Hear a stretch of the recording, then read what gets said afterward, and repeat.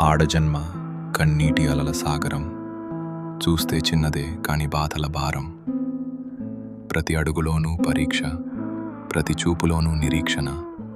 ఆశల రెక్కలు ఖాళీ, గుండెల్లో మూగవేదన. ఆ కన్నీళ్లలో ఉన్నది పిరికితనం కాదు, ఆమె నవ్వే పెదవుల వెనక ఉన్న విషాదం.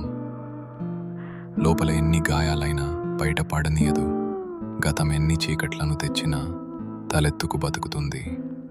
తన కన్నీరు అణువణువున ఒక కథ. ఆ కథలో ప్రేమ ఉంది, బంధాల కష్టముంది.